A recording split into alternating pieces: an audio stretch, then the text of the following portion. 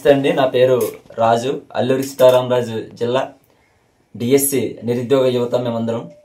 మరి ఈరోజు తీసినటువంటి మెగా డిఎస్సిలో మేము ఏదైతే గిరిజన ప్రాంతం వల్ల ఉన్నామో డిఎస్సి స్టూడెంట్స్ మేమందరం మరి ఇప్పుడున్నటువంటి పరిస్థితుల్లో చాలా మరి పోస్టులు మరి మేము అవకాశం లేకుండా కోల్పోతున్నాం. ఇప్పుడు మా గిరిజన ప్రాంతంలో ఉన్నటువంటి ట్రైబల్ వెల్ఫేర్ పోస్టులకి, అలాగే లేదంటే చాలా పోస్టులు ఉన్నాయి మా గిరిజన ప్రాంతాల్లో. ఆ పోస్టులకంతా కూడా మేము అవకాశం లేకుండా పోతుంది. ఎందుకంటే గతంలో 2000 తెచ్చినటువంటి 2000 సంవత్సరంలో తెచ్చిన జియో నెంబర్ 3 మరి అప్పటి నుంచి ఉన్నటువంటి జియో నెంబర్ 3 అమల్లో ఉన్నప్పటికీ కూడా అప్పుడు తీసే ట్రైబల్ వెల్ఫేర్ పోస్టులకు కూడా మరి కొంత పోస్టులు మాత్రమే ఈ డిఎస్సి ద్వారా ఫిల్ చేసి మిగతా పోస్టులంతా కూడా మరి మా ప్రాంతంలోనే మరి చాలా రూపాల్లో కూడా దాన్ని కంటిన్యూ చేస్తున్నారు. మరి ఇప్పుడు ఈ డిఎస్సిలో మాకున్నటువంటి ట్రైబల్ వెల్ఫేర్ పోస్టులో ఇప్పటికంటే కూడా గతం కంటే కూడా అన్ని డిఎస్సీల కంటే కూడా ఈ డిఎస్సిలో చాలా ఎక్కువ పోస్టులు తీయడం జరిగింది. అట్ ద సేమ్ టైం గతంలో డిఎస్సి కంటే ఉన్న పోస్టులు తక్కువే అయినప్పటికీ అప్పుడున్న కాంపిటీషన్ కూడా చాలా ఎక్కువ ఉన్నా, కానీ ఆ రోజుల్లో మరి బాయ్స్కి అయితే 56, మరి గర్ల్స్కి అయితే 43 దాకా కూడా కటాఫ్కి మరి ఉద్యోగాలు రావడం జరిగింది. ఈ రోజు ట్రైబల్ వెల్ఫేర్లో అయితేనేమి, అనేక ఎంపీపీ స్కూల్లో అయితేనేమి, అన్ని స్కూల్లో కూడా మా గిరిజన ఉపాధ్యాయులు మరి ఈ వేకెన్సీ ఎక్కువ ఉన్నాయి. అయినప్పటికీ కూడా ఈరోజు మాకు మరి 50 దాటిన, 55 దాటిన, 60 దాటిన, 70 దాటినా కూడా మరి ఉద్యోగం రానటువంటి పరిస్థితి. ఎందుకంటే జియో నెంబర్ 3ని మేము కోల్పోవడం వల్ల మరి మేము ఈ పరిస్థితికి వచ్చాం. మరి ఈరోజు మాకు సీఎం గారు మరి మాకు ఇవి జియోకి అంటే 5.1లో ఉన్నటువంటి జియో నెంబర్ 3ని కొట్టివేయడం వల్ల మరి మేము ఆలోచిస్తున్నాం అలాగని చెప్పి వర్క్షాప్ కూడా పెట్టారు. మరి పెట్టి మేము 5.2లో మరి చట్టబద్ధంగా ఉండేలాగా ఒక మంచి జియో అయితే తప్పకుండా తెస్తానని చెప్పి మరి ఈ నెల 9వ తారీఖున ఆదివాసీ దినోత్సవం రోజు సీఎం చంద్రబాబు నాయుడు గారు కూడా మాట ఇచ్చారు. మరి ఈ రోజు డిఎస్సి రిక్రూట్మెంట్ అనేది జరగడం వల్ల మాకు ఎప్పుడో రానున్న రోజుల్లో జియో అనేది తప్పకుండా ఇస్తామంటున్నారు. మరి ఆ జియో వచ్చేలోపు మేము ఇప్పుడు ప్రస్తుతం ఈ పోస్టులను మేము చాలా మంది కూడా మరి లాస్ అయిపోతున్నాం.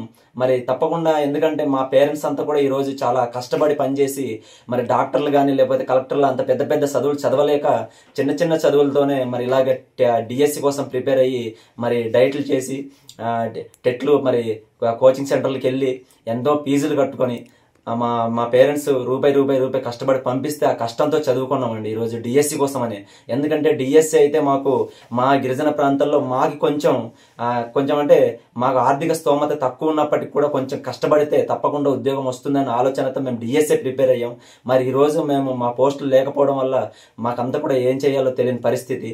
మరి మా కోసం ఉన్నటువంటి ఐటీడీఏలో మరి ఈరోజు మా బాధను తీసుకెళ్లి చెప్దామంటే ఐటీడీఏలో ఉన్నటువంటి అధికారులు కూడా ఈరోజు ప్రభుత్వం ఏదైతే ఉందో ప్రభుత్వం మాటనే మరి వాళ్ళు వింటున్నారు తప్ప మా కోసం పనిచేసేటటువంటి ఐటీడీఏలో ఉన్న మా కోసం పనిచేసే అధికారులు ఎవరు కూడా మా పరిస్థితుల్ని వాళ్ళు ముందుకు తీసుకెళ్లడం అయితే జరగటం లేదు.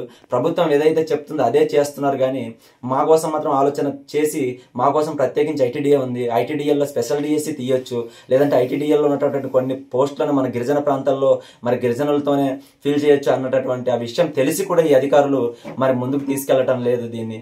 మరి ఈ రోజు మేము చాలా బాధపడుతున్నాం అండి. ఈ విషయాన్ని మేము ముందుకు తెలియజేయాలని చెప్పి ఈ వీడియో చేసాం. మరి ఈరోజు మా మీద మరి మేము ఎంతో మంది గిరిజన నిరుద్యోగులు చాలా మంది డిఎస్సి రాసి ఉన్నాం, చాలా మంది కూడా చాలా పేద స్థాయి నుండి వచ్చున్నామండి మేము. ఎందుకంటే మేము కష్టపడి చదవడం తప్ప మాకు వేరే ఏది తెలియదండి. ఇప్పుడు కింద ప్రాంతం వాళ్ళు ఉన్నారంటే వాళ్ళు నిరంతరం చదువులోనే ఉంటారు. మేము ఉన్నామంటే మాకు అలా కాదు. మేము ఎప్పుడైతే ఇంటికి వెళ్ళామో ఇంట్లో రైతు పని చేయాలి పేరెంట్స్తో, అట్ ద సేమ్ టైం మేము చదువుకోవాలి. మరి అలాంటి పరిస్థితుల్లో మేము కింద వాళ్ళతో పోటీ పడాలంటే చాలా ఇబ్బందులు గురవుతున్నాం. అలాంటప్పుడు మరి కింద వాళ్ళకి మా ప్రాంతాల్లోకి వచ్చి మా పోస్టులను కూడా కింద వాళ్ళకి కలిపేసి వాళ్ళతో పాటు మాకు జనరల్గా 6% మాకు ఇవ్వడం అంటే అది నిజంగా చాలా బాధాకరం అండి. మాకు 6% ఇచ్చి కిందలో చాలా మంది ఆర్థికంగా బలపడి ఉన్న వాళ్ళకేమో 10%, 15% పోస్టులు ఇస్తే ఈరోజు 6% పోస్టులు మాకిస్తే మేము మరి ఎవరికి చెప్పుకోవాలి మా బాధ.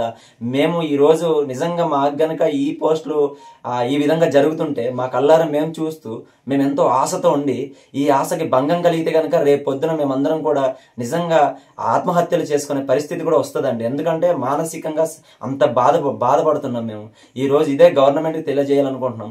ముఖ్యంగా ఏంటంటే సార్, ఈ వీడియో ద్వారా తెలియజేయకుండా ఒకటే, ఈ రోజు సీఎం గారు మా ప్రాంతాల్లోకి వచ్చి జియో నెంబర్ 3 బదులుగా ఆల్టర్నేట్ జీవో తెస్తామన్నారు కాబట్టి ఆ జీవో ఎప్పుడైతే వస్తుందో, ఎప్పుడైతే ఆల్టర్నేట్ జీవో అనేది పునరుద్ధరణ చేస్తారో, ఇది ప్రత్యేకించి అప్పుడు జీవో అనేది తేవడం కూడా ఉపాధ్యాయ నియామకాల నుంచి తెచ్చారండి.